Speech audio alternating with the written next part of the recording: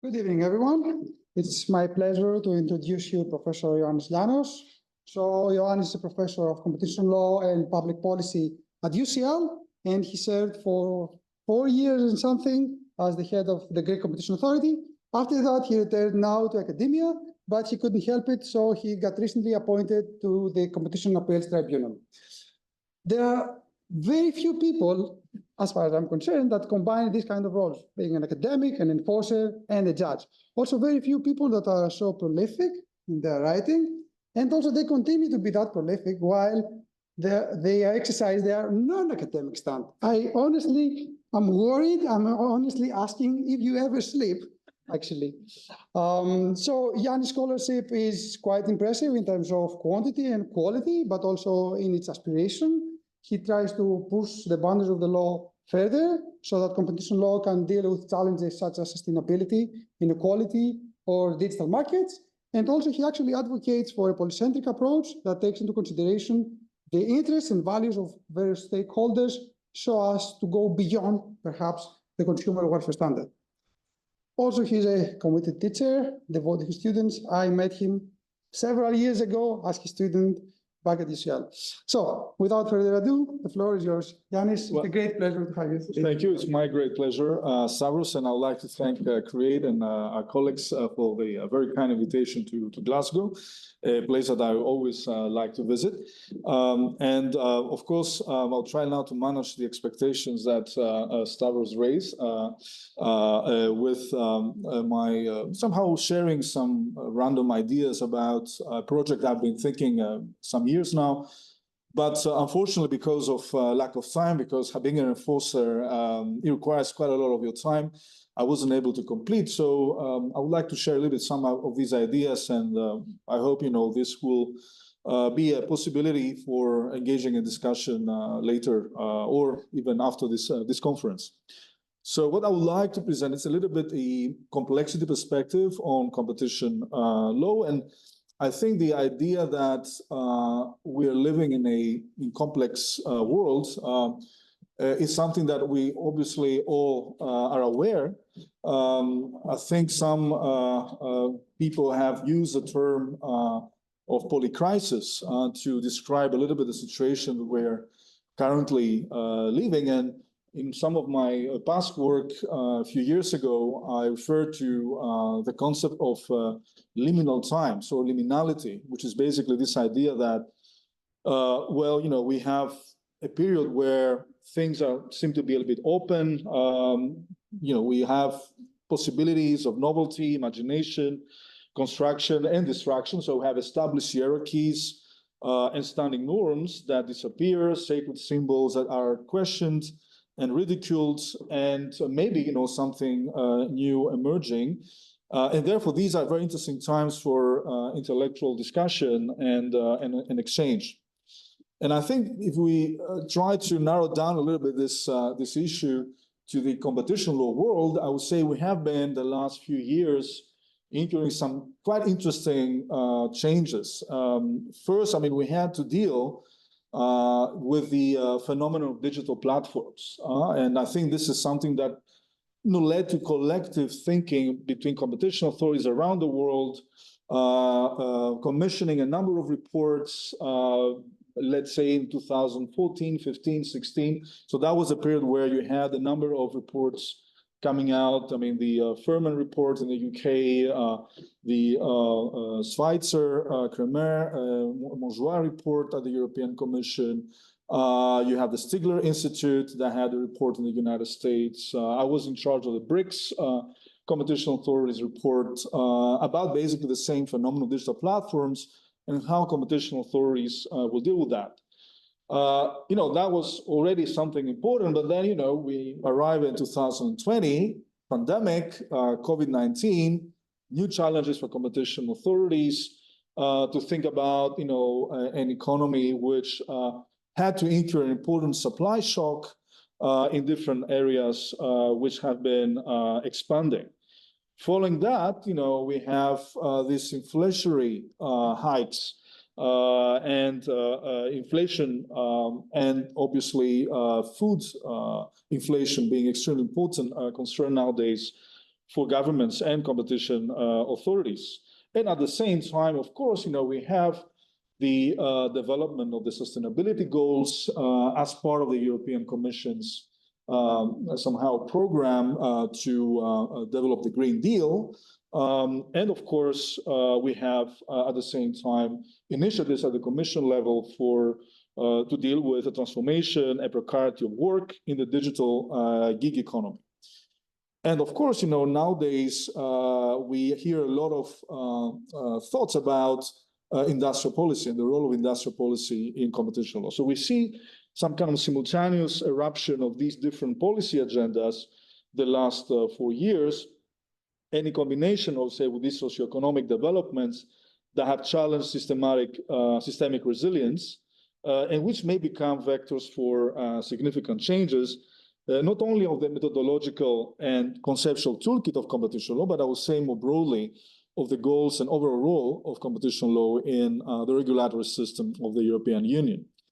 Now, in competition law, we have seen these changes happening, these transformations happening in the past. We had the emphasis put by the Chicago School on economic efficiency that changed completely the way competition law was implemented in the 1970s in the US, and then this revolution came to Europe as well with the more economic approach.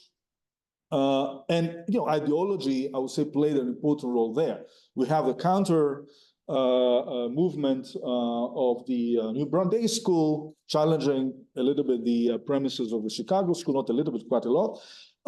And to a certain extent, we can actually understand these changes from the perspective of ideology. And I would say, the role of ideology also in the development of economic thinking is something that most recently Thomas Piketty also, in his work has explored. And I think that's extremely important.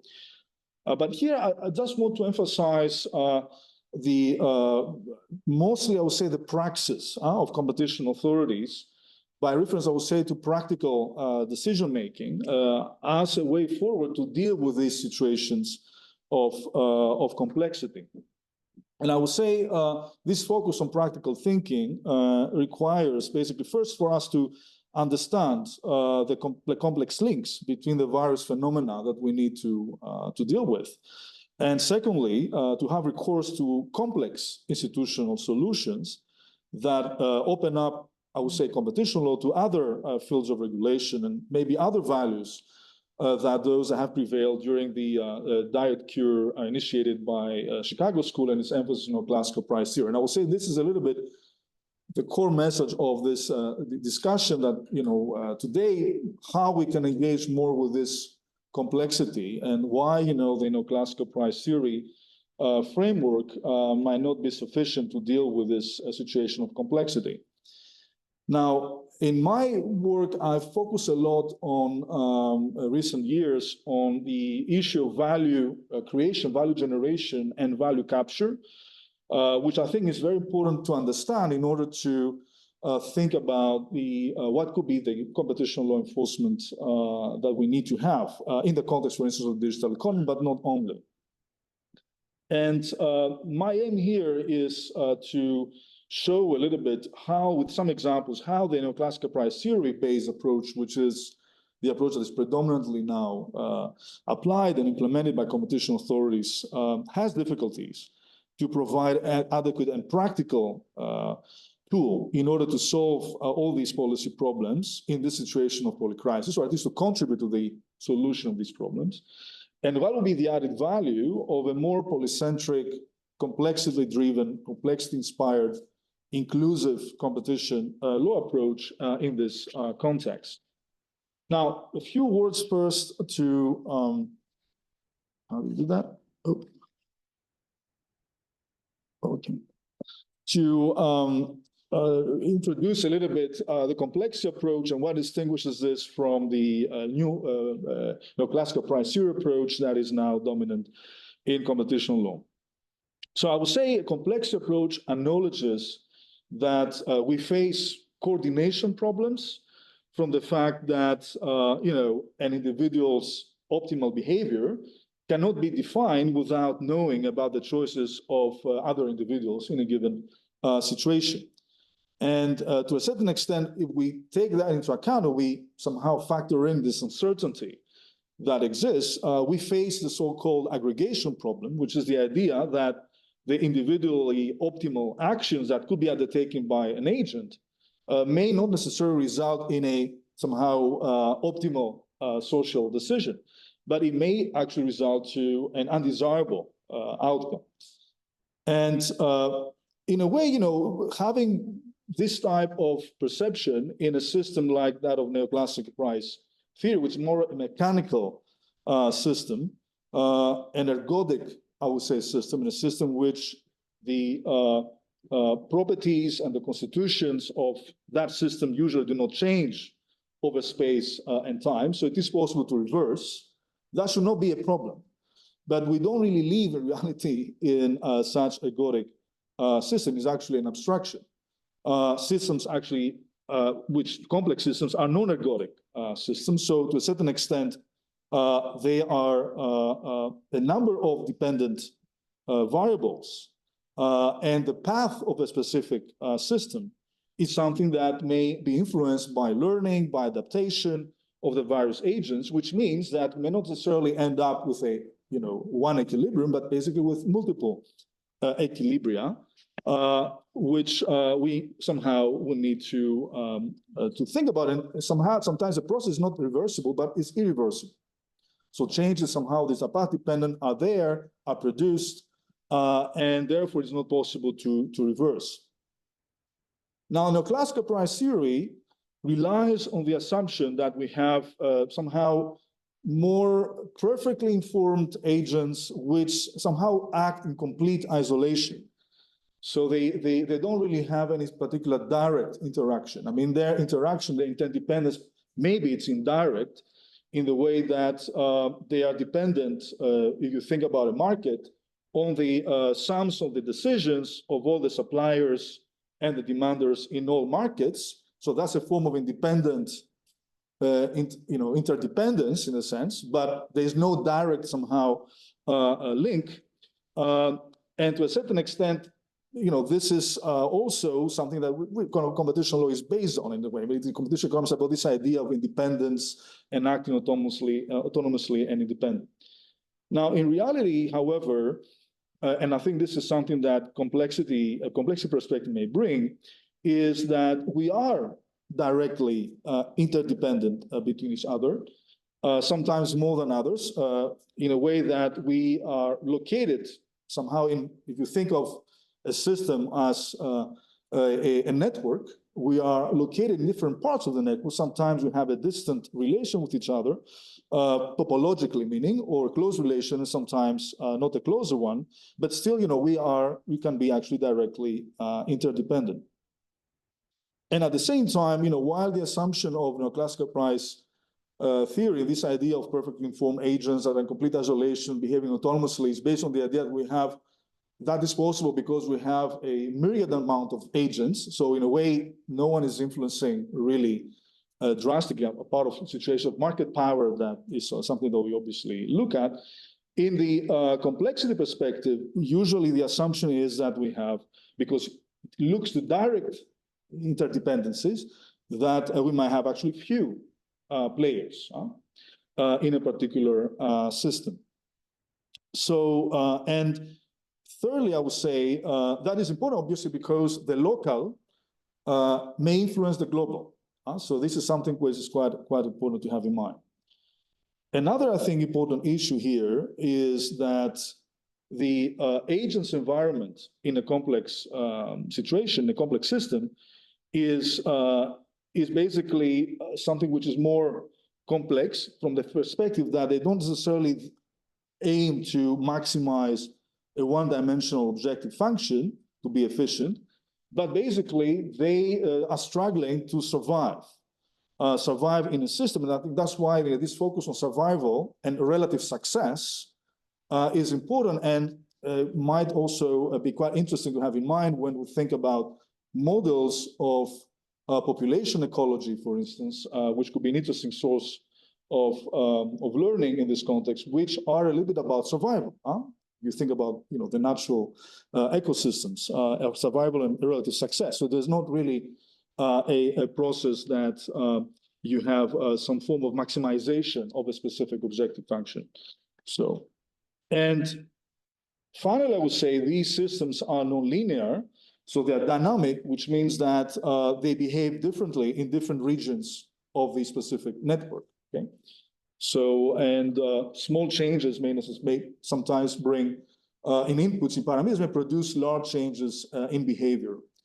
Now, and there's a lot of literature about complex systems, which I think is slowly coming in the analysis that we do, even in competition law. For instance, concepts like increasing returns to scale, leverage points, tipping points, and path dependence are not part of our day-to-day vocabulary in competition law, and these are concepts that basically come from complexity science. So that's a little bit of a short introduction to what is complexity, the complexity perspective vis-a-vis complex system perspective vis-a-vis a classical price theory perspective. Some of the major differences. Now, in this presentation, I would like to focus on three important developments, possibly three, if not, there's not enough time to, that are of relevance, I think, for the proper understanding of the challenges faced currently by competition law. And they are the following ones. So the first is the acceleration of the transition of the economy towards financialization and the logic of futurity, which gives rise to new competitive strategies by undertakings, structure around the shareholder value principle to the expense of other stakeholders, but also the natural system.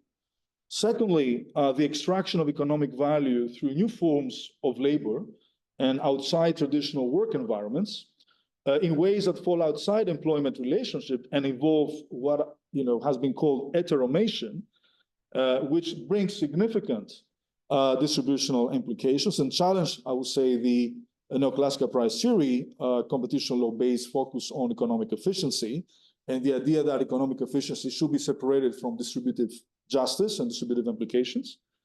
And thirdly, in case we have time, the emergence of digital value chains that rely on multi-sided platforms and the emergence, maintenance, and reproduction of digital ecosystems where value is co-produced and exchanged between different categories of users. Now, let's focus first on the financialization and futurity. And obviously, the idea here is first to explore a little bit these important developments and then see what could be their implication for competition law. In today's financialized economy, the most important driver of value creation is related not, I think, to present scarcity, but to future expected scarcity that will result from the control of bottlenecks, which may become a source of expected monopolistic rents in the future. And in a way, the phenomenon of digital platforms shows a little bit that, in the sense that we've seen a number of companies, I mean, these are the 10 largest corporations by market capitalization in 2022, I think the first quarter. And you have, as you see, most of them, I mean, half of them, basically, they are tech platforms. If I could show you this picture in 2016, you probably have to divide by 3 the market valuation, right? So this shows a phenomenal increase of market valuation. And this actually has not really justified this market valuation, at least at the time it was done during the 2010s, by their current cash flow. This principally motivated, this high valuation was principally motivated by high expectations for phenomenal profits in the not so immediate future because of their position as gatekeepers or keystone firms controlling important bottlenecks in the digital economy, so operating systems, search engine, app stores, and the cloud. And contrary to the industrial behemoths of the 19th and 20th century, these digital platforms do not employ armies of workers, as I will discuss in a moment, nor do they dominate or compete in a specific industry or industries. Their tremendous value results from the financial market's imagination over their expected profits because of their central positioning in networks and the possibility they have to shape the agenda, right, in the digital economy. And I think this is something I've shown many years ago. It was, I think, a presentation I did in Stockholm in 2017, where I was basically looking a little bit to this phenomenon of futurity and financialization. And there was this graph in The Economist basically showing what is a percentage of market valuation that the companies had in 2017 that was due to their net cash flow and what is due to expected returns in the next 3 years, like that was 2020 at the time, or in more years than like the medium term after 2020. And as you can see, a significant percentage of the market valuation of these companies basically comes out of the expectations of returns that will generate not short term, but in the medium or the long term. So, and I think this is quite important. Now, obviously, this is really something that we need to take into account. Now, from the perspective of financialization, I think we need to understand that the underlying theory of value at the foundations of all this is the shareholder value maximization principle, which almost uniquely focuses on the interests of some stakeholders, the shareholders of the corporation. All other stakeholders, which may have contributed to that effort in a way of innovation. The workers, business partners, complementors, suppliers of inputs, consumers, the local community, citizens, important because the state has been an immense contributor, and some work by my colleague UCL, Mariana Mazzucato, on the mission economy or on the entrepreneurial state shows the important input of state intervention and state infrastructure building in this development. These are ignored by this process of value generation for shareholders. At best, it is considered that they may benefit indirectly by the economic prosperity of the shareholders that will trickle down to them, either in the form, for instance, of better job opportunities and opportunities for trade, or additional tax income for the state, and consequently higher levels of social welfare transfer. For this shareholder value to also become consumer value, it has to be accompanied by a counter movement focusing on consumer welfare, in which competition operates so as to bring down the price to the consumer's willingness to pay. In a way, the primacy of the shareholder value maximization remains the key determinant for value. And this is something which I think is important. It applies in the context of current competition law to a certain extent. Although, you know, at least in European competition law, because we are focusing on the consumer welfare perspective, and the consumer welfare, not the total welfare perspective, as this has been interpreted in the United States. This is a little bit of a Polanyian counter movement which explains a little bit the fact that we have at the first time, of course, the development of the shareholder value maximization principle, and as a counter movement, we have also this emphasis on consumer welfare. But again, you know, this is a very narrow perception, though, of consumer welfare, because first, it focuses on the representative consumer, and therefore, it doesn't really take into account differences between consumers concerning their taste, financial resources, or other defining characteristics. For instance, vulnerable consumers are not part, you know, horizontal fairness issues that might exist in the consumer category are not taken into account from this perspective. Secondly, I would say it does not take into account the immense possibilities of personalization of consumers which are allowed by digital surveillance technology. A very important economic sociologist, Michel Calon, rightly notes in one of his recent books the singularization of each bilateral trade in a world in which digital technology enables us to harvest personal data and form specific bespoke products that satisfy the specific preferences of individual consumers the singularization of goods. And that leads, according to him, to the emergence of atomistic bilateral markets. I mean, that's something which is changing the idea of consumer welfare, which is based on the idea that we have, a collective of consumers that will probably exercise their power to shift to another company to choose in case, for instance, this company abuses their power or increases prices, etc. And also, I would say this reductionist theory of value-based consumer welfare does not adequately describe the new processes of value generation in the digital knowledge economy. It does not integrate the development of broader communities of co-production of value in the form of heteromated labor and business ecosystems or broader alliances between the public and the private sector. So that's one of the issues, I think, that might exist in this context. Now, the second, I think, interesting aspect of financialization, which hasn't been that much explored in competition law literature, is the fact that, and this is something important that I had to deal with as a competition authority head in a certain way, with regards to the important increase of commodity prices the last couple of years, is this idea maybe, of what is the process of price formation in a modern economy? Is this really something that corresponds to the model of neoclassical price theory?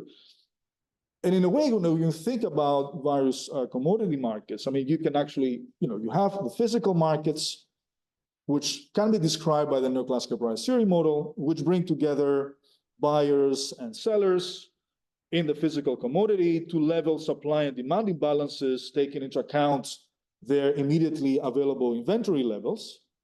And that is obviously something that is important. But then, we have seen in recent years the development of future markets, where the game of price formation is changing. Future markets serve as the intertemporal choice of end users by trading expectations on supply and demand patterns. And in a way, firms basically conclude future contracts by which two parties agree to buy or to sell an agreed quantity of an asset, commodity, at a certain future date for an ex-ante agreed price. And these basically matching being done by open platforms of standardized multilateral exchange. But of course, this is all good. But when you think about spot markets, we need to somehow integrate in the process of price formation, not just, the physical markets, physical spot markets, but also forward markets and future markets. And this basically is what makes international commodities markets to emerge. And the size of the financial forward and futures vis-a-vis the physical depends on the commodity.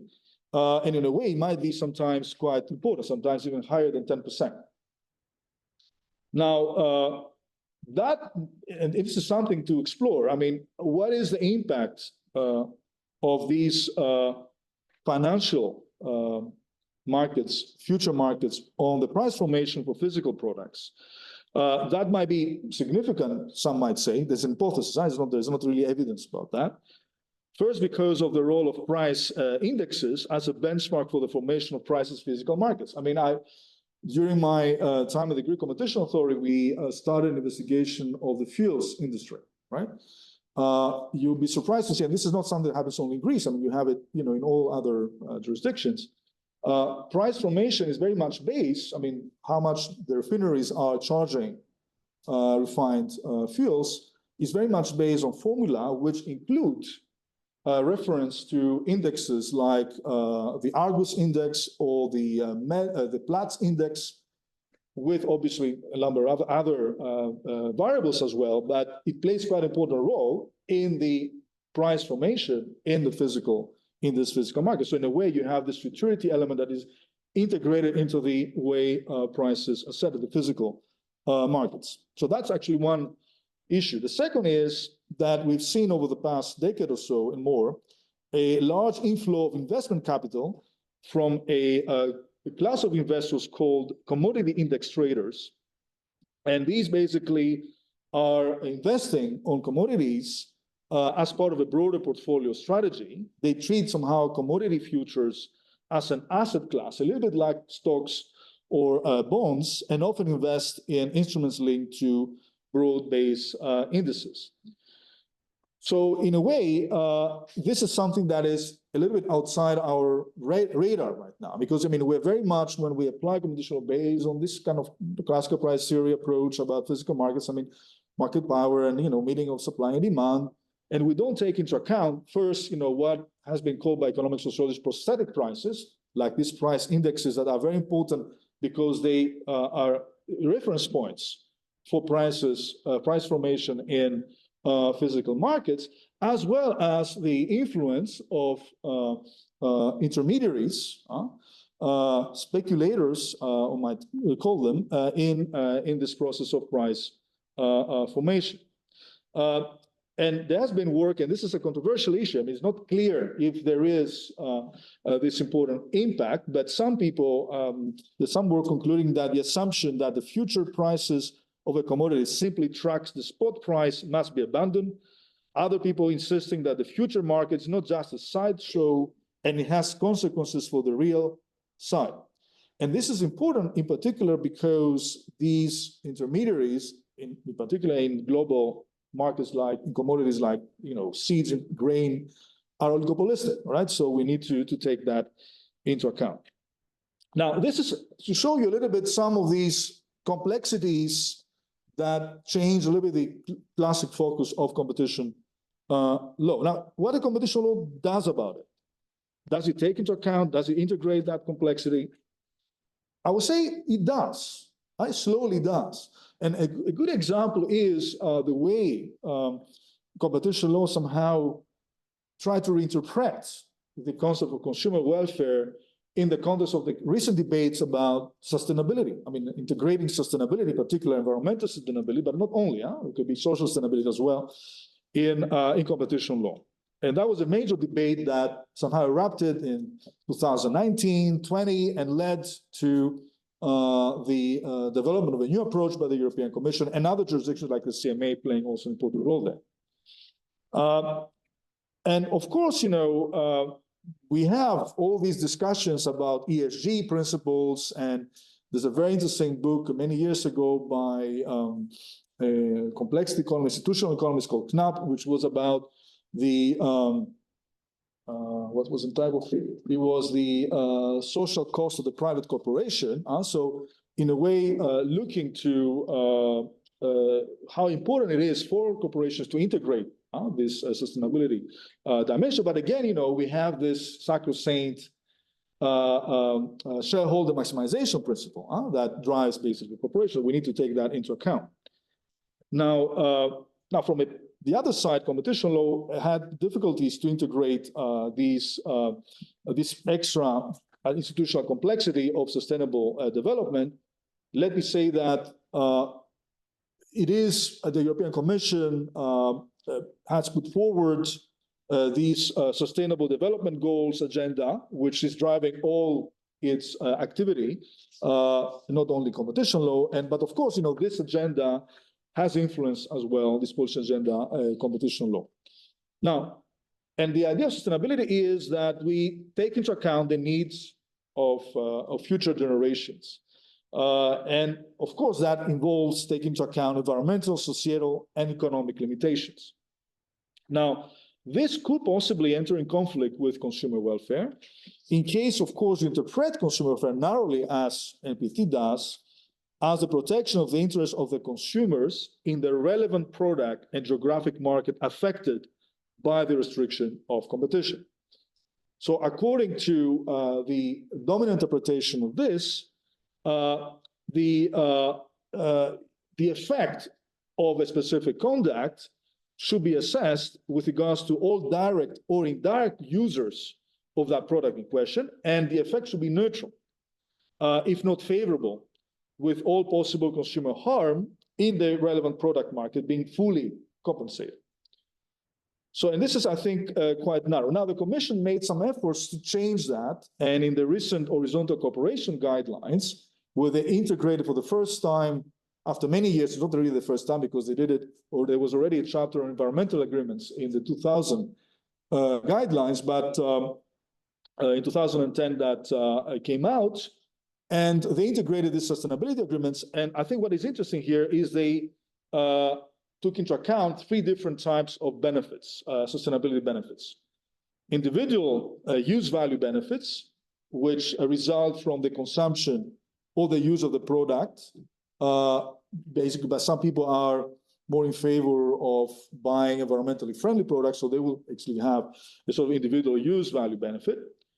Then you have individual non-use value benefits. For instance, I love that the Chinese panda continues to live and happily in China. I might probably never see one, but I like the idea that this exists. And thirdly, collective benefits like clean air, for instance, where but again, they accept the collective benefits, but to the extent, as they say, where consumers in the relevant market substantially overlap with or are part of the beneficiaries outside the relevant market. So in a way, that is in a way a limitation. And similarly, a very interesting also positive development in this recent draft notice on market definition, the Commission refers to different parameters of competition than price and output. They refer to sustainability, privacy, resilience, and so forth. And in a way, this approach attempts to expand the NPT paradigm used to assess competition effects to other externalities, such as harm to the environment. And this is a positive development, but still it's part a little bit of this classical price theory perspective. And in a way, what I would say is it doesn't take into account, it doesn't integrate the broader impact that, let's say, a sustainability agreement may have on the structural positioning of these individuals in the future regarding the possible harm to their interests resulting from lower levels of sustainability. It's actually static. It doesn't take into account future generations of consumers not yet born, who actually might probably not necessarily have the same preferences as the current consumers. So and in a way, we have this representative agent approach that we use in our classical price theory. So consumers are always, everyone, but that's not exactly what is happening in the real world. Now, we have, of course, other authorities realizing the difficulties of such a complex analysis, like the UK, for instance. They created a category of climate change agreements where they say we're not going to just focus on consumers in a specific product market. We're going to take into account UK consumers in general, if you have been replaced by citizens rather than consumers. But again, this is something that obviously is an interesting development, but not yet, I think, has been expanded.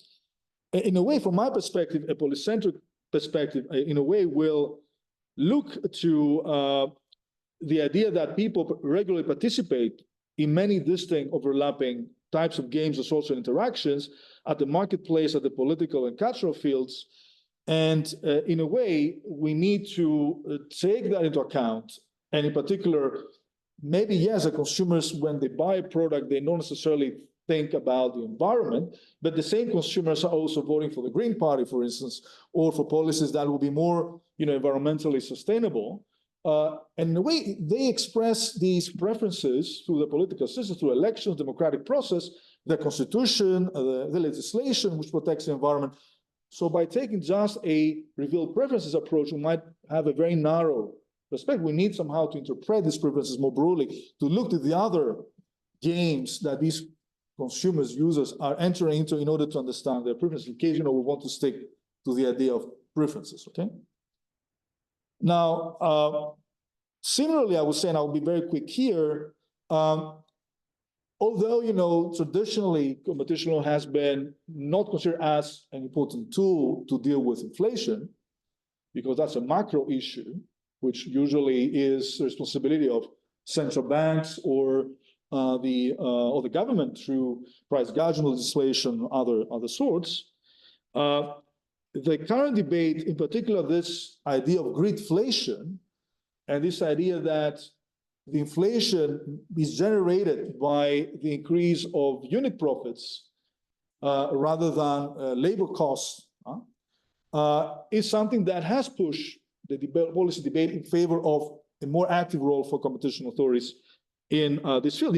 Somehow this debate has engulfed competition authorities as a link was made between greedflation and research a few years ago on the rise of economic concentration and markups. And in a way, one might say, yes, but at the end of the story, this is a central bank issue. At the macro perspective, the long term, the central bank will take care of that, interest rates, etc., monetary policy. But we miss a little bit the idea of the transition, what happens in the short term and in the medium term.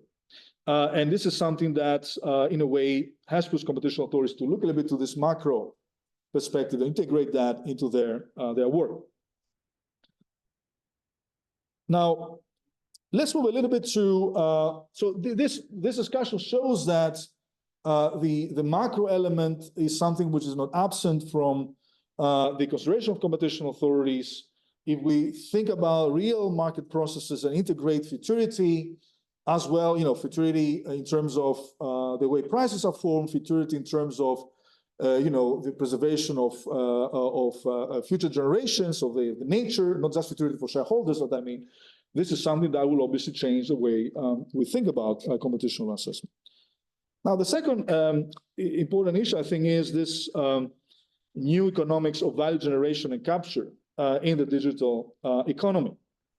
And in a way, I would say there are three elements here. I will just discuss about the first two. The first is that digitalization has engendered a profound transformation of the labor relations, and consequently of labor markets, with the development of new forms of work, but also more generally, contribution to the co-creation of value in the digital economy.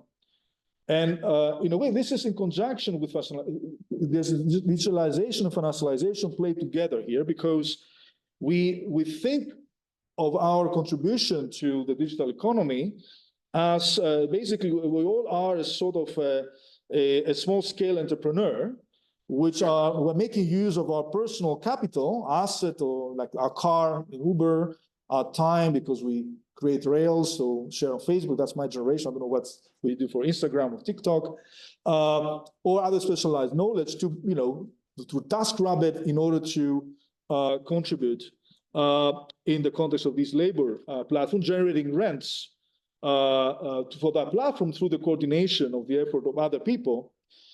That's the first aspect. The second is that digitalization has accelerated the move towards modularization of production and the constitution of business ecosystems in which groups of autonomous firms and individuals take advantage of different sorts of complementary investments and capabilities to co-create value.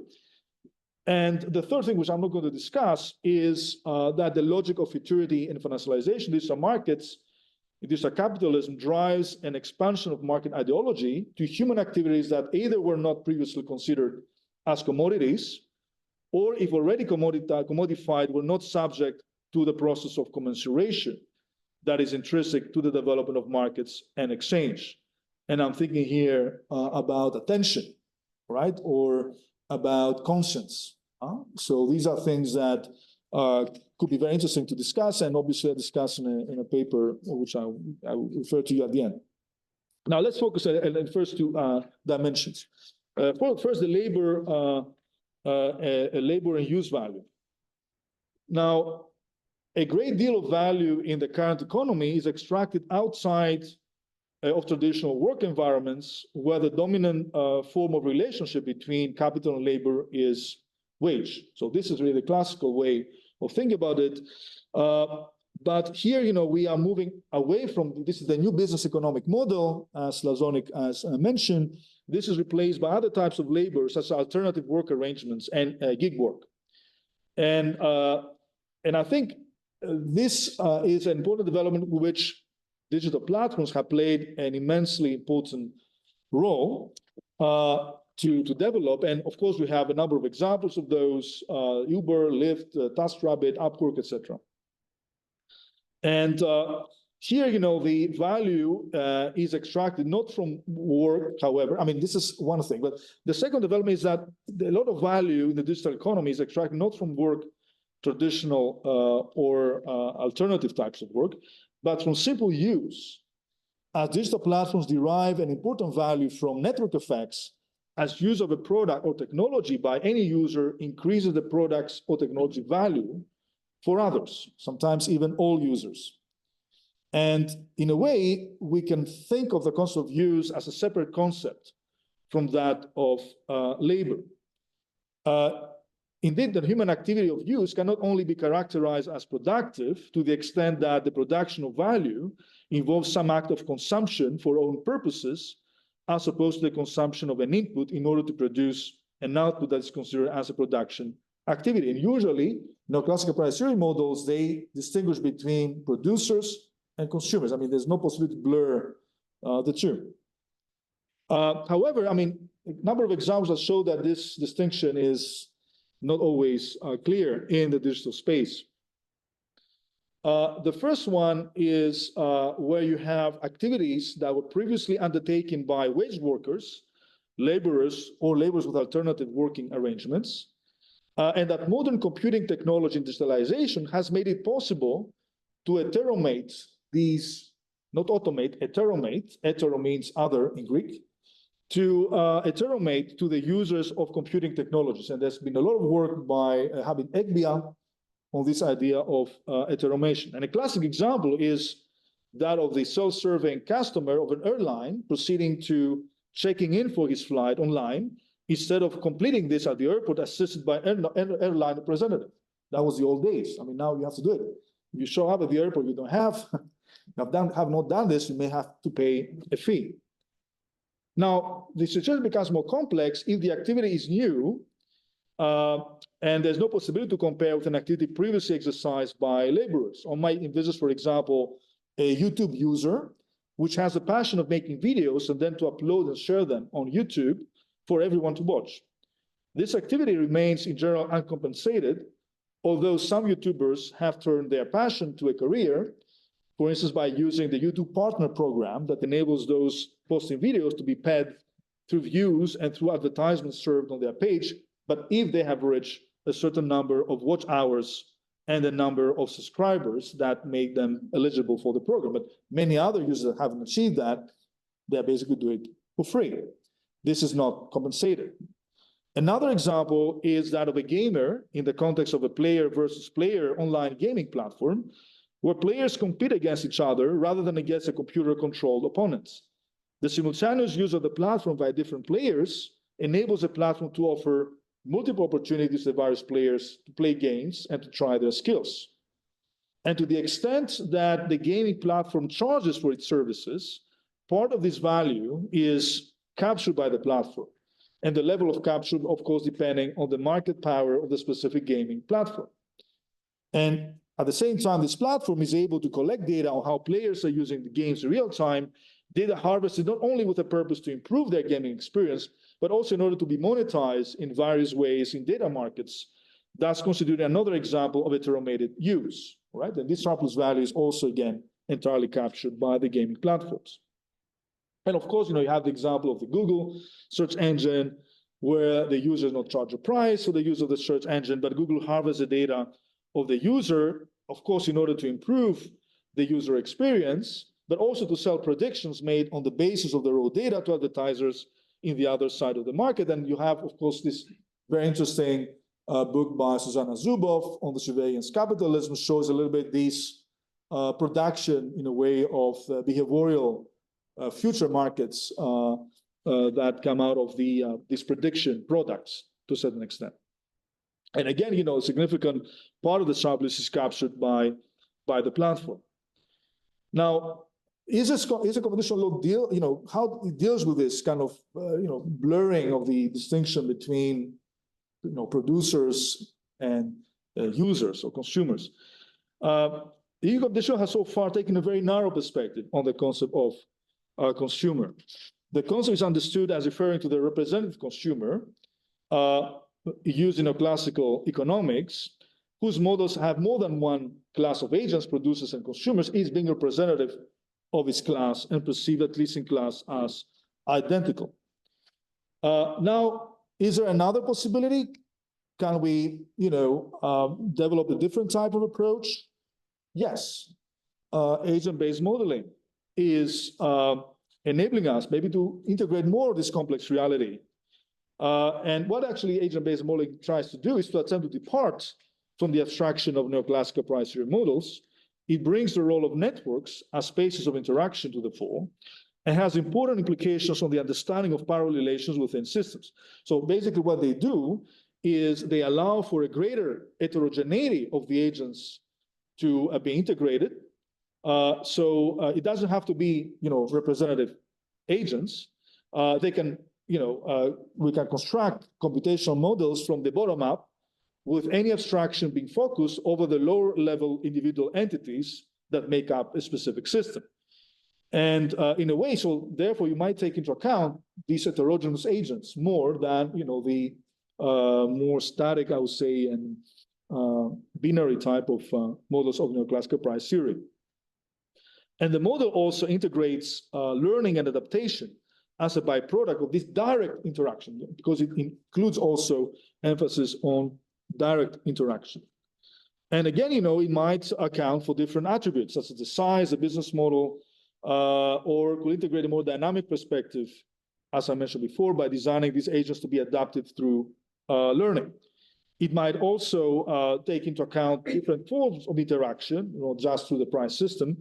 For instance, financial flows, unique visitor metrics, time spent on a website, information exchange, data flows, the expression of emotions, like likes, dislikes, friends or followers, determine the ties between the various agents and the topography of the network. Now, that's not easy. Calibrating such networks may be quite significant in terms of resources.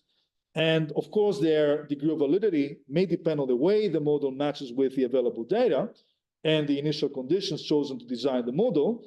However, it can offer, in a way, interesting insights, not to predict, but to explain through these various topographies and the development, basically, of a better understanding and visualization of the various relations that exist between agents.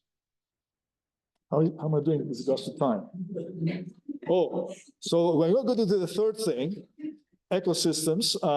So I will pass this away. I mean, you can actually have a look to some of the papers we co-authored with Michael Kovidis and with Bruno Carbala on this. Basically, the idea is that contrary to neoclassical price theory, focus on markets, we have a development of meso concepts, of mesoeconomic concepts, not micro and macro. There's a meso, which is the ecosystem, like systems of different business entities, individuals that are sometimes they co-produce value, and these are orchestrated by deliberately or non-deliberately sometimes. I mean, you have decentralized ecosystems by orchestrators. And they play quite a significant role nowadays in the way we think about competition. And this is something quite new in the last few years that competition authorities have been focusing on ecosystems. And the idea that, we have to look to the way these ecosystems and the private governance of these ecosystems might affect public values. Now, I will go quickly then, you see, to what are the implications of all this for competition law?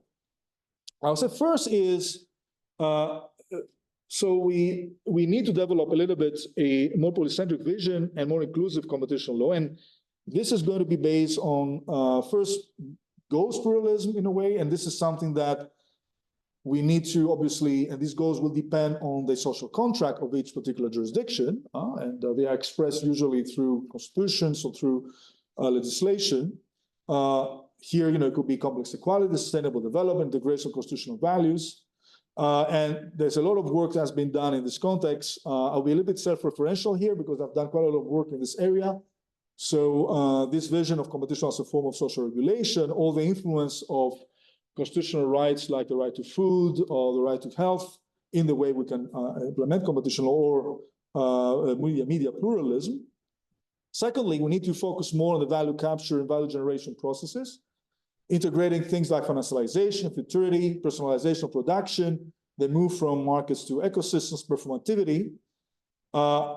Thirdly, we need to be more plural in our disciplinary sources, right? So And I list here what I think could be interesting insights, and I'm doing a lot of work now to basically try to somehow develop a little bit what could be the contribution of each of these fields in the way we can think about competition law. I'm not doing that all myself. I have also obviously a number of colleagues, in particular a PhD student of ours, Todd Davis, is now working on population ecology models in competition law. And so it's something that we have been working in the past as well at UCL. Like financialization with Andrew McLean and other people. So Danny Manzari is also looking to global political economy aspects and complexity science. Then we have methodological pluralism in the sense that we have to move beyond classical price theory, take a more multi-dimensional concept of power, develop a little bit more holistic understanding of interaction between agents through agent-based modeling, and use actually the possibilities offered by modern technology, AI or computational tools. And I would say also move maybe from, experiment more and move from rules-based regulation to principles-based regulation. What I mean by that is that if you think about issues and problems like inflation or at the macro level, I mean, you cannot deal with these problems by having a business tort-based approach like the usual approach we have in competition law. Let's say we have, an agreement, collusion, and there's a sort of, it's basically a tort-based model. We need to move to a different model, like for instance that of market investigation references, where we don't really have a specific. We're dealing with a problem, and we're not necessarily trying to, think as a tort lawyer in a way. And I think that is something. It's a principle-based approach. We have a principle, which is that there is no restriction for competition, and we try somehow to achieve that principle with different means. And that it will include also tools of responsive antitrust law, not necessarily enforcement. I mean, it could actually be, for instance, publications, price comparisons. It could be sector inquiries. It could be different types of forms of influence of the public debate in the context of a whole of government approach, because competition authorities do not have the resources to do everything, but they can actually be there to enable information and learning other agencies or other public authorities to do that. Important also, and I think quite interesting initiative that by the CMA to publish an annual state of competition report. We try to do that in Greece. Unfortunately, we don't have the resources, but I think that's a very important aspect because it brings attention to areas where there might has to be immediate influence. So by ending, I would actually like to somehow, oppose a little bit, inspired by the way ecosystemic competition works, because usually, ecosystems have business models and then they are relying on operation models to achieve their business model.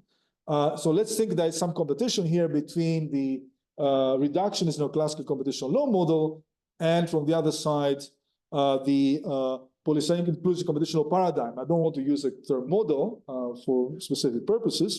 So, and in a way, what the classical competition law model was very successful. I mean, it really, it was extremely successful. That business model was, well, in terms of value creation, should not differentiate, we should converge. So the idea is global convergence. Cost, in terms of cost, well, it increased the cost because it relied a lot on effects-based approaches. However, the focus of the model is narrow because it's actually consumer welfare. In terms of value capture, the surplus generated is focusing because of the narrow focus on only on consumers. The diffusion of the policy, very important. And in terms of promotion of this model, yes, very important. There has been important development of epistemic communities related to competition policy and different sorts of communities, not just lawyers, but also economists. Let's look to the operating model. In terms of scale, well, all this has led to a limitation of the volume of enforcement, an increase of the complexity of enforcement, a limitation of the users of the enforcement because of the focus on final consumers. Now, in terms of the scope, the variety is limited there's more, basically we have the same type of principles, the same type of analysis applied all over competition law regimes. The range is also limited. In terms of learning, well, we did invest on technology. In terms of improvement, we focus on efficiency, but not much on participation. Participation is very limited from the point of view that we don't take into account other stakeholders' interests than the consumers. And intellectual production generation, yes, but narrow, because obviously we focus on the issues and questions of industrial organization economics. Now, the polycentric inclusive competition paradigm, I would say, takes a different perspective. In terms of value creation, it accepts more differentiation because it relates to the values and goals of a specific value, a social contract. So it enables value pluralism. In terms of cost, I would say it's stable because it might probably use more presumptions that will sometimes, because of ethical, not economic effects type of base prohibitions and presumptions, but about some ethical norms in terms of conduct that is by essence problematic. But at the same time, it might also lead to more complexity, in particular if you look to all these various dimensions that we want to integrate in the analysis. So the focus is broader, not just consumers, but also other stakeholders. In terms of value capture, here the surplus generated is not just consumer surplus, it's social value. Again, diffusion of the policy is important, but not that important, because what is more important is to integrate the values of the specific social contract. And promotion development of epistemic communities, yes, but of course different types of epistemic communities, as I indicated before. Operating models, volume of enforcement, I say that because we are expanding the interest of competition law to look to other stakeholders, it will increase. Complexity, if we have the right balance of simplification and new metrics, you can actually have a stable complexity. Hopefully, it will not be more complex. That's going to be tricky. Users, you will have to increase the types of users, not just consumers, final consumers, or stakeholders, and integrate somehow the views and the interests of all stakeholders. Scope, variety is going to be high, range high. Learning, of course, huge amount of investment for R&D to increase the learning. Continuous improvement, efficient participation. Why? Because we focus more on participation than on efficiency. Compliance, of course, we are taking into account the ESG principles to integrate competition, the competition dimension, intellectual production, generation wide. Now, this might seem a little bit simplistic or schematic, but I can assure you, and I had another slide that is not there, that refers to all of this is basically part of work that I've been doing the last 7 years. So in the slides that I was sent, because that's not probably the last version that you got, I have also the reference of, for every type of element that I put there, the reference to a specific paper or book. For those of you that would like to follow a bit more, this idea of polycentric or inclusive competition law, we have formed a few years now, and I think it's going to be more active, a forum, the Inclusive Competition Forum, which is based in Brussels, with the idea of bringing in different stakeholders and at the same time connect them with academics. We would like to take into account this perspective and hopefully change the way competition law enforcement is done. But thank you very much for your attention. Apologies for the length of the presentation.